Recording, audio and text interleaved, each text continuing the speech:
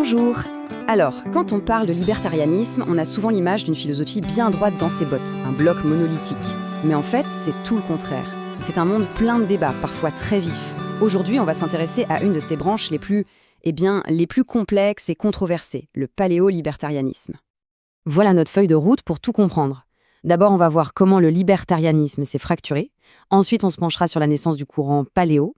Après ça, on verra quels sont ses grands piliers, comme la famille et la tradition, et comment ça mène à un véritable choc des cultures. Et on terminera avec un cas pratique, un vrai dilemme qui met leurs idées à l'épreuve, la question de la GPA. Bon, commençons par le commencement. Pour comprendre pourquoi il y a une fracture, il faut d'abord poser les fondations. C'est quoi, à la base, la philosophie libertarienne ? En gros, le libertarianisme, ça repose sur quelques idées très fortes. L'idée numéro 1, l'individu est maître de sa propre vie. De ça découle logiquement le respect quasi sacré de la propriété privée. Pour que la société fonctionne, on fait confiance au marché libre et beaucoup moins à l'État. Et enfin, on rejette l'idée d'un égalitarisme forcé parce qu'il y a un principe qui prime surtout, la responsabilité individuelle. Et c'est là, vraiment là, que les choses commencent à se compliquer. Un libertarien va toujours défendre le droit de quelqu'un de vivre comme il l'entend du moment qu'il ne fait de mal à personne. C'est le fameux principe de non-agression.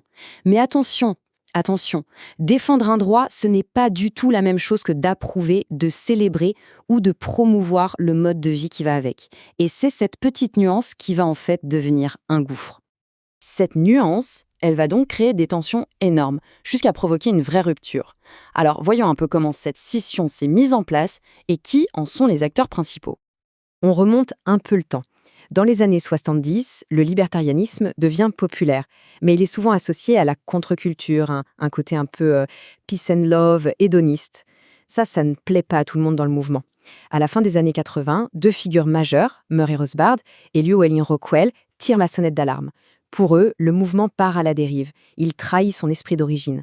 Et pour bien marquer la rupture, Rockwell va même créer un mot, paléo-libertarianisme. Le paléo, le vieux, pour un retour aux vraies racines. Leur critique, elle tient dans cette phrase. Pour eux, une partie des libertariens mélange tout. Ils confondent deux choses qui n'ont rien à voir. D'un côté, se libérer de l'oppression de l'État, ce qui est le but, et de l'autre, vouloir se libérer de tout le reste. La famille, la religion, les traditions, l'autorité sociale. Pour les paléos, c'est une erreur monumentale qui risque de tout détruire.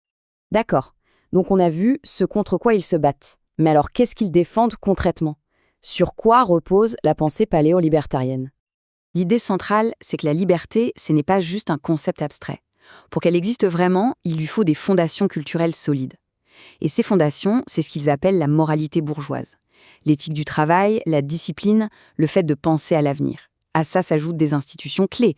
La famille, vue comme un bouclier contre l'État. La tradition, qui est une sorte de sagesse accumulée au fil des siècles. Et même le christianisme, qu'ils voient comme le berceau historique de la liberté en Occident. Et la famille, c'est vraiment le cœur du réacteur de leur pensée. Pour eux, la famille, ce n'est pas un truc que l'État doit régenter ou imposer. Non, au contraire, c'est un mini-système social, privé, basé sur le volontariat. C'est le premier cercle de protection de l'individu contre l'État. C'est là qu'on apprend la coopération, la responsabilité, le respect, bref, tout ce qui rend une société libre possible. Alors, maintenant qu'on a posé la théorie, voyons comment tout ça se traduit dans la pratique, sur des sujets de société bien réels et souvent assez sensibles. Et là, le fossé est vraiment immense. Sur les droits civils, par exemple. Pour les paléos, les seuls vrais droits, ce sont les droits négatifs. Le droit de ne pas être agressé, le droit de ne pas être voulé. La propriété privée en est l'exemple parfait. Du coup, pour eux, une loi antidiscrimination imposée par l'État, c'est une attaque directe contre la liberté d'association. Ils rejettent aussi l'égalitarisme qui veut faire croire que tout le monde est interchangeable, et sur la culture, ils pensent qu'un minimum d'homogénéité est vital pour qu'une société tienne debout, à l'exact opposé du multiculturalisme qu'ils accusent de fracturer la société. Certains penseurs de ce courant vont même beaucoup plus loin dans cette logique. C'est le cas de l'économiste Hans Hermann Hoppe, qui est une figure très influente. Lui, il va jusqu'à dire que la prospérité économique elle-même dépendrait de la survie de structures sociales et familiales extrêmement traditionnelles. Alors, attention, il faut être clair. C'est une position très radicale qui se situe à une extrémité du mouvement. Mais elle est intéressante parce qu'elle montre jusqu'où cette pensée peut mener. Maintenant, voyons comment ces principes, qu'ils soient modérés ou radicaux, se confrontent au monde d'aujourd'hui. Prenons un sujet très moderne, très complexe. La gestation pour autrui, la GPA.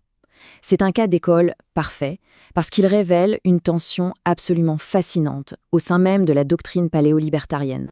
La question pour eux, c'est un vrai casse-tête. D'un côté, il y a la liberté de contrat qui est un dogme absolu. De l'autre, il y a la défense de la famille traditionnelle qui est un pilier fondamental. Alors, on fait quoi quand les deux se rentrent dedans? C'est un conflit total, une vraie schizophrénie. D'un côté, le principe de liberté de contrat dit que si des adultes consentants signent un accord, l'État n'a pas son mot à dire. Point. Mais de l'autre côté, il y a une opposition morale très forte. Il voit la GPA comme une marchandisation du corps, de la vie et une menace directe à l'institution familiale. Le dilemme est donc total. Comment à la fois refuser que l'État interdise la GPA tout en la condamnant de toutes ses forces sur le plan moral et culturel? C'est quasi insoluble. Donc, si on devait résumer, ce qu'il faut vraiment retenir, c'est ça. Pour un paléo-libertarien, la liberté politique, c'est bien, mais ça ne suffit absolument pas. C'est une coquille vide si elle n'est pas remplie par une culture de la responsabilité, de la famille, de la tradition. C'est pour ça qu'ils détestent l'État-providence, qui, selon eux, anesthésie cette responsabilité. Et c'est ça leur grand pari. Ne pas utiliser la force de l'État pour imposer leurs valeurs, mais essayer de les faire revivre par la bataille des idées, par la culture. Et tout ça, ça nous laisse avec une question finale, une question de fond. Est-ce qu'une société peut rester politiquement libre si le ciment culturel qui unit les gens, les normes sociales, les valeurs partagées, si tout ça se fissure et disparaît? C'est toute la question que pose le paléo-libertarianisme. Merci de nous avoir suivis.